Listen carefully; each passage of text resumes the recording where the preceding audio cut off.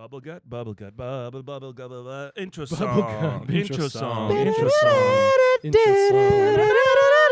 That's Dragon Ball Z. That's what I've been doing. What was that? Call Dun me. dun dun dun dun dun. You know? I don't. Are you not on TikTok, bro? No. You gotta be on TikTok. It's Why? We're losing it in 3 anti-American, months yeah. anyway. it's a very Might be on dramatic. TikTok. It's like, It's like Goku's theme, and it goes like. Dun, dun, oh, dun, yeah, dun, of course. Yeah. Welcome back, guys. Dan, you want to do a little short Welcome. explanation? Yeah. You know, this is One at a Time, our podcast where we take pieces of just one little piece of art and we dissect it, put it on the vivisection table, and cut it up and make it all bloody and gross. We and stuff apologize like for that. Dan. Over to my right is Mr. Matt Tanzaj. On his phone. Say Sup? hi. To my left is Mr. Ryan Addy. And I'm Dan Ricker. And He hasn't yeah, said hi once. He hasn't said hi this I whole have time. in Arabic. Ah. You ignorant No, bitch. That's me. That's me. I'm sorry. ignorance is bliss. I'm It listening is. and I'm learning. Ignorance. Guys, so what we're doing today is we're taking apart a piece of art, right? This time, we're going to actually take apart a piece of visual art, a Vermeer painting that I rather enjoy. My biggest weakness is paintings. Your biggest weakness, like you crave them, like So- like my sweets. biggest weakness is If I am chocolate cake. if I am to be called an artist, paintings is my worst. I can't interpret anything. I suck at talking about it. well, that's the It's great. great. It's just let you talk. Let's make some content. Yeah.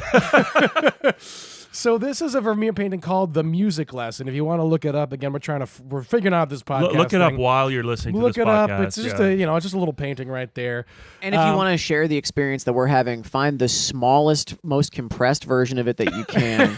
Google Put it on images. a MacBook Air 3 Very- feet very away dusty from screen. you. MacBook Air. Yep. So, but Jizz on your screen and then try to look through it that. is a little bit of a dirty screen. I will Dried admit. Yeah. jizz.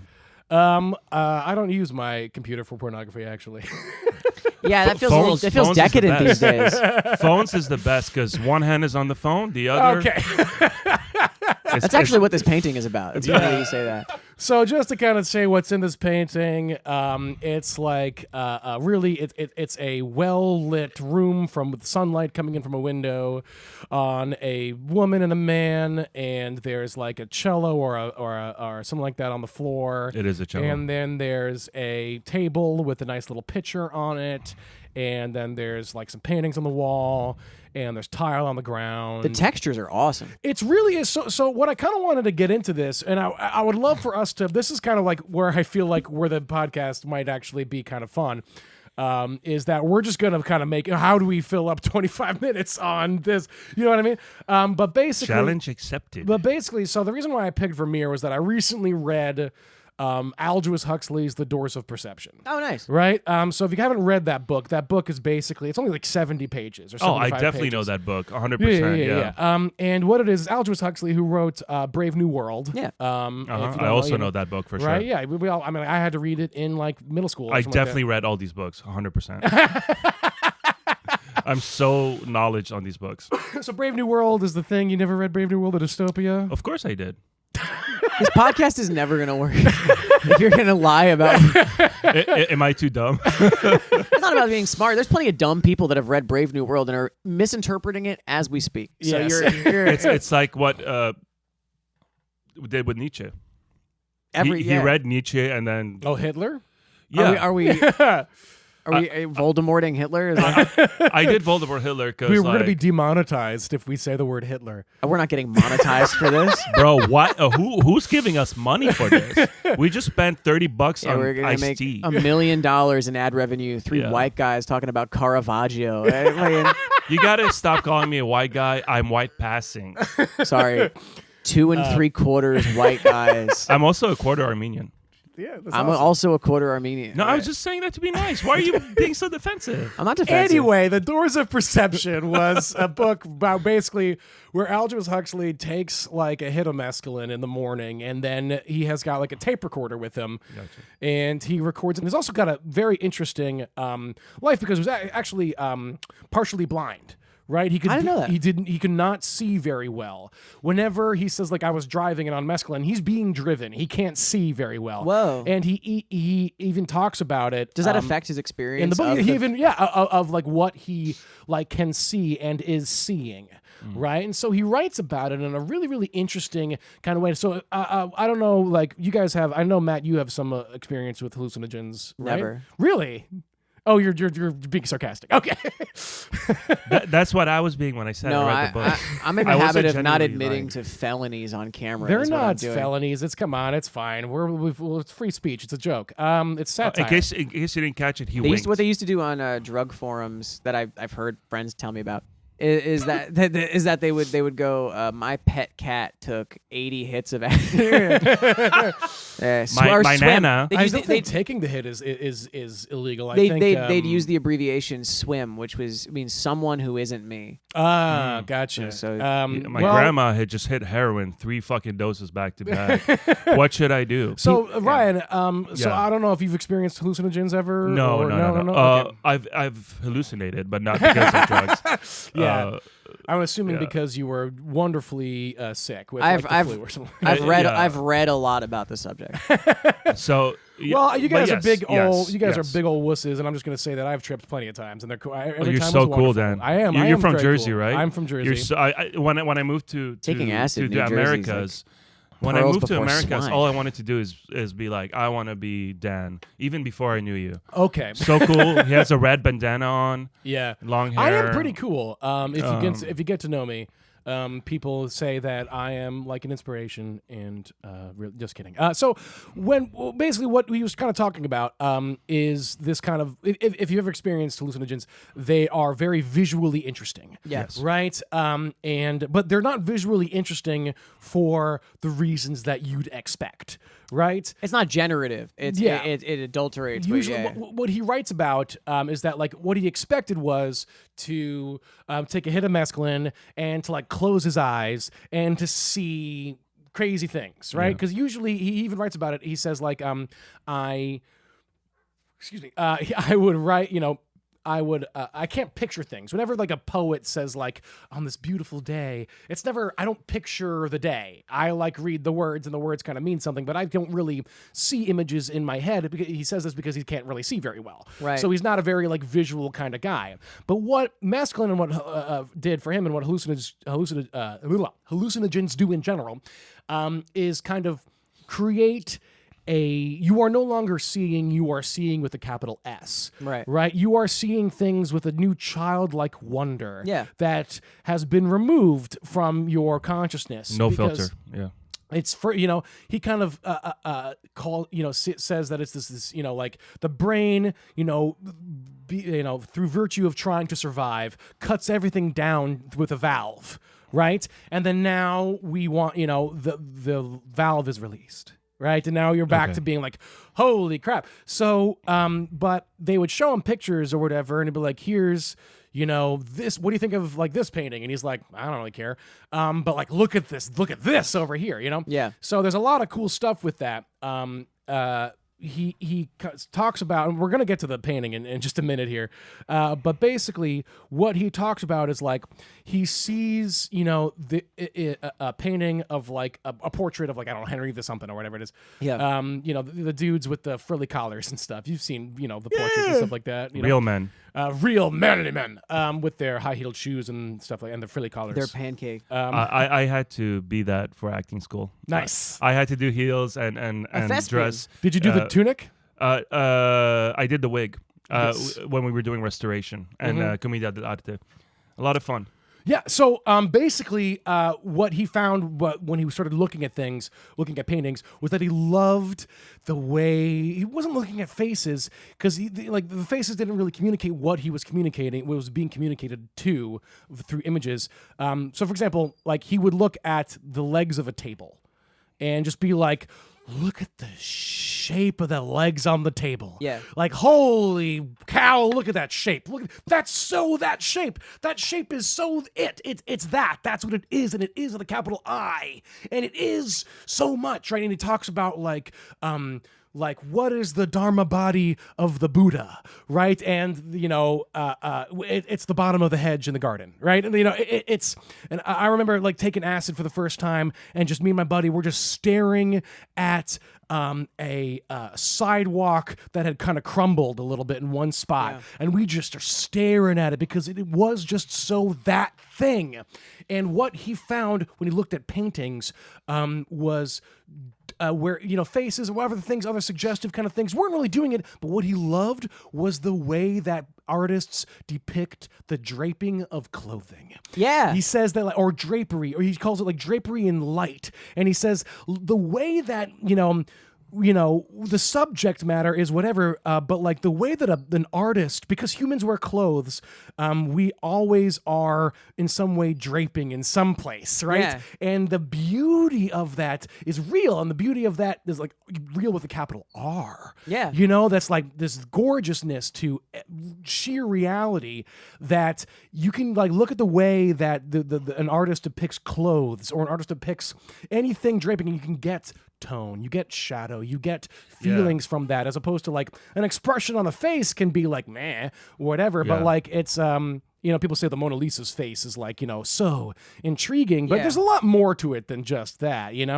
I think this what you're getting at. I think psychedelics often make what is often invisible in the general morass of existing visible. The fact that there's choice that has to go into the artistry that is there in those little invisible choices. Like you're talking about a table leg, where it's like someone had to decide what shape that table leg actually was. It didn't just exist, And in this painting right here, the actual physics of where the tablecloth is draping off of the thing, the way that her skirt hangs, the way that light is hitting the tiles and stuff like that, are all choices that this person had to make. Yeah. Beyond, editorial choices of like, how do the people in this painting feel? And those things influence mood too. Yeah, and tone and something. So when you look at a painting and you try to get something out of it, Yeah. you know what I mean? That's the thing, of course, whenever you look at a painting, it's not really, it doesn't talk to you. Yeah. You have to kind of put some effort into the painting yourself to Yeah. kind of get Yeah. something out of it, right? Did you guys ever, do you guys go to the MoMA or anything like I love that? art. Yeah.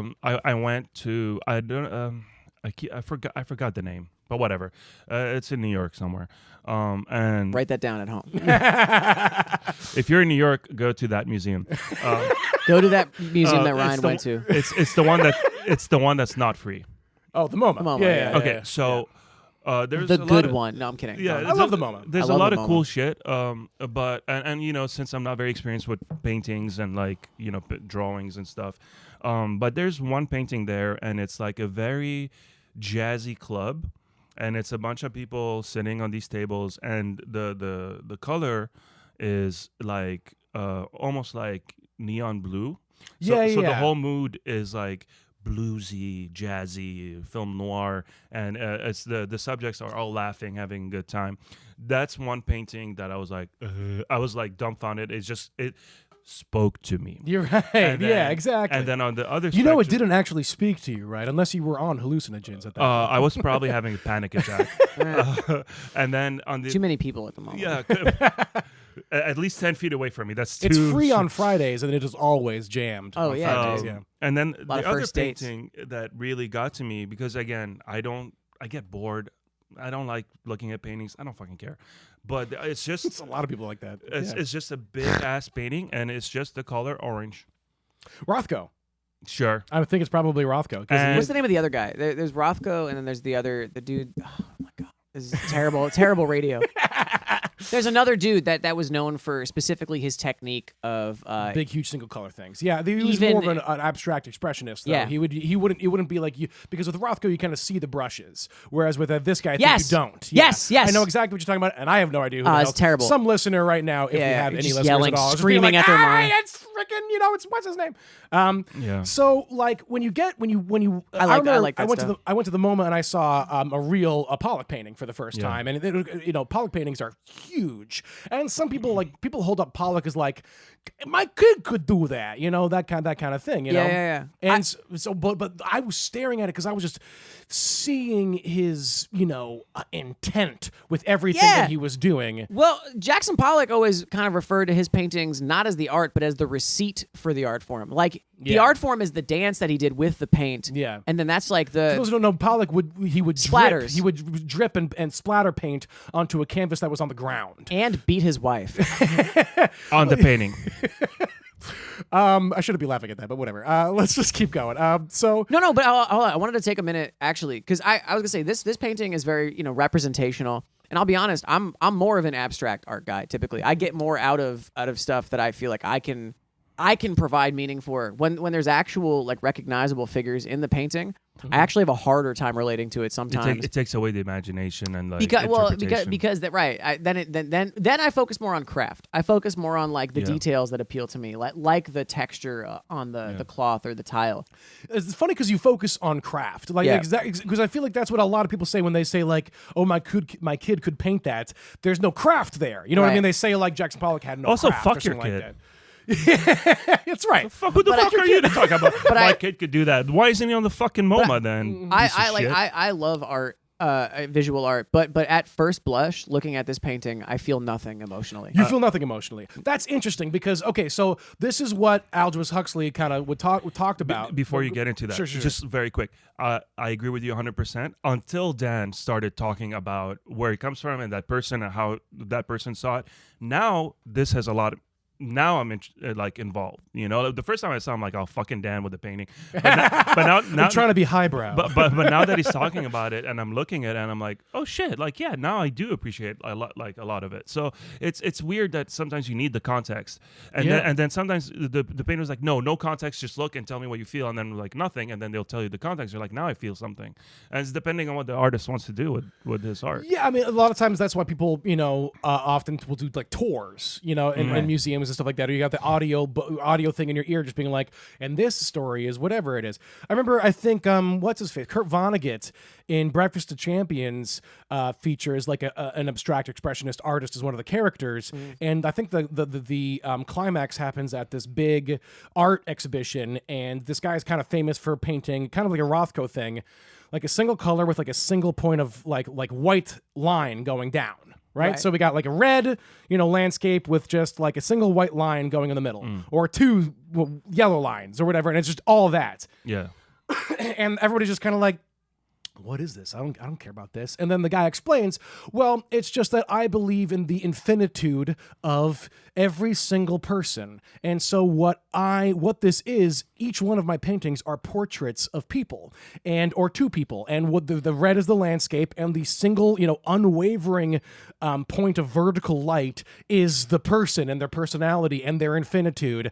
And the guy was, after he goes into this explanation, the man on the street or whatever was just kind of like, well, if you just told me that, I would have liked it, If I had just known that before, then I would have liked the art. So it's kind of funny because, when you're given the why to like, it's just like, oh, okay. So at the same time, though, art doesn't have that. Yeah. You have to kind of like make that for yourself, which is kind of like this artistic education that people can give themselves by loving art. Speaking of that, so that orange painting, I wasn't dissing it. It's just a painting of orange, and to me, it's a painting of the color orange. But that's all it is. but here's the thing, or maybe it isn't. When I looked at it, I kind of got dazed, and I kind of made me feel good. I don't have an artistically smart way of describing the painting and the. So to me, I looked at it and my eyes were. I love colors, It wasn't orange. It was Mandarin. No, but shouldn't die. that's a more genuine experience to have of art than any almost. Yeah, and that's why I like it. that hits you painting. directly. Question mark. You didn't Over your head, No, but he's saying it made him feel good. Yeah, literally. okay. Because I like bright Exclamation colors. point over your head. I like bright colors, and literally the painting was a big bright color, and it was in big, and I was like, I really like this. I mean, art is it. meant to make you feel things that transcend. Visual art is transcending words. So you had a Absolutely, feeling that you can't explain from looking at it. That's pretty sick. Yeah. I can smell this painting. This painting, like grandma's house with old carpet, but it smells good. It doesn't smell like shit. smell like the old books in church. Yeah, exactly. Yeah. Okay, I feel church Yeah. as well, especially with the drapery right there, the little tablecloth that they have on the ground. I feel right like he's there. about It's dark to but fucking warm. beat the shit out of her. I'm not quite getting that, but it's called the music lesson, and I think that she's Exactly. That's how Dan teaches music. Yeah. like, do it right. No, like, yeah, especially that he's the teacher. Come on, this is like coded with like that fucking. What's that play, dude? Come on. where he's teaching you to be a lady. Oh, my Fair Lady. No, isn't that a Yes, song? yes. That's the That's Guys, the thing. I'm not that. Do not quote me. Do not. No one's gonna quote you, Ryan. Respectfully. You look so hurt. Oh, The rose. Lebanese guy has feelings. It's not about la la la and bombs. I guess. Jesus Christ! I mean, my I God. meant that, but I didn't say it. I love you. All right, Me too. all right, The so- the picture is crazy. The picture. I wanted to get to the picture, but I want to talk just a little bit first, just about what Aldous Huxley said about Vermeer. Basically, he talks about all please, this yeah. stuff because he talks about eventually. He just says like, he says out loud. It's recorded. Like, you know who gets this? Vermeer gets it, right? Okay. So, you guys know about Cézanne, right? You guys know the painter Cézanne. Maybe? Oh, of course. Yeah. He's a contemporary of Picasso, and he talked a little bit about everything. Okay, okay. So he talked a little bit. So okay, I'm sorry. Wait. Cézanne- Let him cook. Let's sit in silence. Matt has left the table This to go blow his nose this 'cause the is allergies are really content. This is content. bad. So Yeah. So you're saying we can sorry. always cut this out. Cézanne, let's keep that in. Let's see what happens. No, The what for podcast- what? You're gonna go viral for me? Let's go crazy, guys. Someone is blowing their nose. Okay, so Vermeer. Cézanne. Time Cézanne. stamping me, itching my nose throughout the pie. Oh, but then it comes to a head, and eventually he blows it. Come on. So Cézanne would paint pictures of sitting models, and he would ask the models, "Can you, as much as possible, look like an apple?" I love Right? that. Just being like, just because he was used to painting apples and stuff like that. Look like an apple. How funny is that? No, you're an rules. actor. You've been an actor before. I'm sure you've been told by a director something as stupid as Yeah, and look like you an know what apple. I told him? You know what I told him? Go fuck yourself. Well, I feel like you probably were fired if you actually said that. No, but I love that because that's going to mean something different to everybody, and you're going to get a different painting out of everybody that you ask that, and that's so sick. Isn't that funny? And so, love that. Like, yeah. And so, what Vermeer would do, Ryan, show me Apple right now. Yeah, see, that wouldn't That's be pretty that good. would Yeah, that that's would pretty that good. wouldn't be You're looking my- very Apple right now. I don't know. Okay, so listen. By the way, great for an audio medium is to make To scream faces. into the mic. We have a camera. I we know, have but iPhone. people. Okay, whatever. So Yes, yeah. what he was kind of talking about then was that Vermeer never wanted his subjects to look like apples. He wanted his subjects to look like themselves, like Yeah. the Okay. most like themselves that they could possibly look like. Yeah. Right. He wanted to paint life like as like a still life, but like in that kind of way that is the most still life. He has the appreciation of the Dharma body of the Buddha, Yeah. or whatever it is. Like this kind of like a things as they actually are, but with a capital A in the word are. Yeah. Right? It really is. That is what it is with a capital I, man. Raw. Dude, It's raw. It's raw, and it hurts how much it is like that. Because you look at a Vermeer painting, and I feel like the first thing you get when you look at it, it's crafted so well. Look at the light, look at the interplay. Anybody looking at this will be like, damn, that's pretty good. But if you look at the tile on the floor, It's crazy. It is absolutely astoundingly accurate. Just the way that the light works and the way that everything works, you're just like, wow, that's craft. But after a while, you're just like, that isn't craft. That is the artist's love of reality. Yeah, coming yeah, through. yeah. And like that feeling is so. That's what Aldous Huxley, a much smarter man than me, is getting out of his masculine experience, is being Yeah. like, I'm getting Vermeer. Is anybody else getting Vermeer? Notes of Vermeer.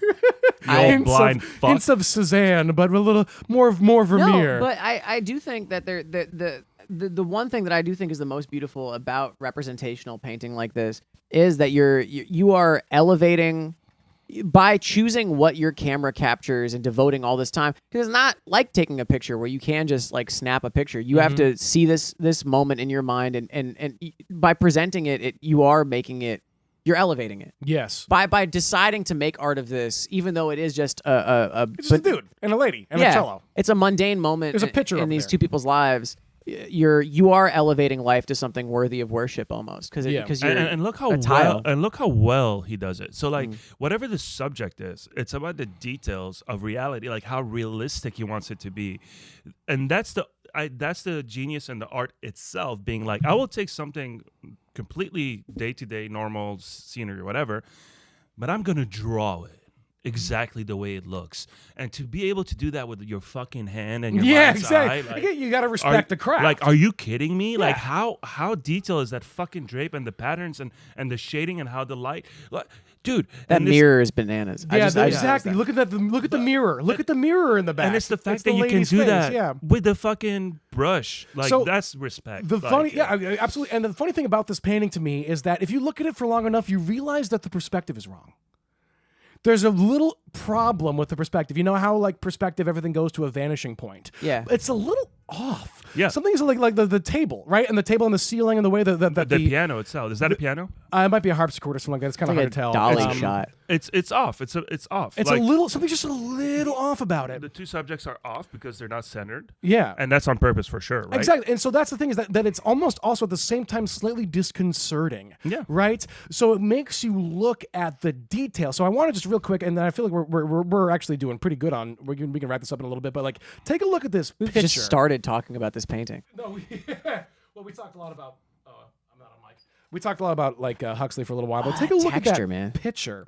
The picture is, again, what you usually expect in a still life is a picture, right? I mean, like That's it's an just, exceptionally good picture, though. right? That is, look at just like The that shading? picture looks It's so round. absolutely so round, and it looks so like if the painting was just that, you could kind of get what I mean. Like I would never be able to do that. You know what I mean? Like just the picture, right? And you look at the detail here and the drapery around it, but the picture comes out because it's overexposed. I feel It like is. that's the only thing that really describe it's it. because it's a reflective surface. And Yeah. he made sure that he That accentuated he included that. That's so. Yeah. I mean, like just that level of appreciation for reality. Because if you say draw a picture, I'm not going to draw that. I'm going to draw my representation of a picture. Yeah.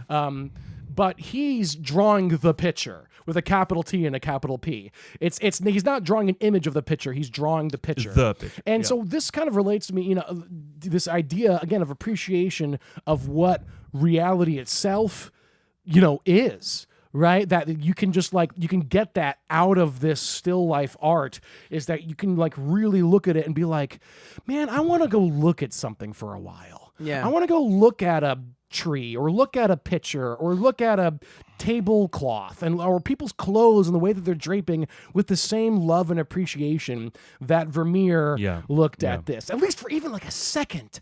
And that's why we say at one at a time, do drugs. Do lots and lots of drugs. This is literally the second episode. We've never said that. I mean, listen, for sure, if you're having trouble appreciating the holiness of the mundane, it'll let you have that for sure. Real quick, I fucking love that there's the shading underneath the window because it's projecting straight out. Right. And so on the left side of the painting, there's just like this like very subtle shade. That's sick. It's so sick. I mean, there's a thing. To be able to capture the camera in the mind of a painter is so insane. Exactly. There's details that I would never think to like. I observe them, but I don't see them. Yeah. And he's Yeah. seeing all those details. and Sherlock Holmes, reproducing right? them. You Yeah. see, but you do not observe. Yeah. Whatever it is, Fuck that guy.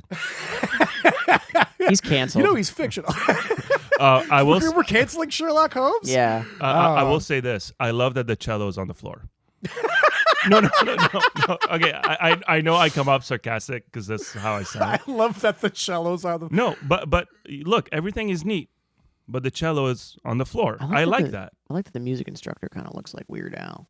And look, again, look at the chair. The chair's perspective kind of looks wrong because, like, of just the way that the angle of the chair kind of comes out a little bit, and it just feels like it doesn't line. Again, it doesn't align with the vanishing point that you would normally expect. But that's what kind of makes it cool. It's kind of off-putting. Yeah. It makes you The look studs at on the singular chair detail. too. Oh my god. Yeah. That's grandma's chair.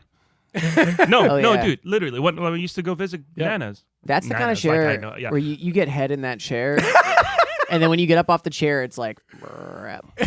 Like, Exactly. it sticks to your butt a little bit. You get head in Victorian homes. If they let me. Yeah. No, but really, If I'm allowed. Like look, Every time I go into one of those, like, what is it, Colonial Williamsburg or whatever, I'm just looking at Oh the my chairs God. and be like, that's a good head getting chair. yeah, that's the real art. That's That's what you want to have the appreciation real- for. That's a Look at every chair as a But look, it no, could be a like head okay, receiving I know chair. we're laughing and all that, but there's a We have fun here, But listen, like the cello is on the floor. It's a forgotten cello. It's not being treated properly, and they're learning another music. You know what I mean? Like, are they playing piano? Yeah. Well, is that what's happening? I don't know what are they doing? Dan said. A It harp? might be like a harpsichord or something like that, because Yeah. that's what they kind of looked like back then. Oh, I So see. yeah, so it's just interesting that he didn't prop it up. I think she's Doesn't- entering data.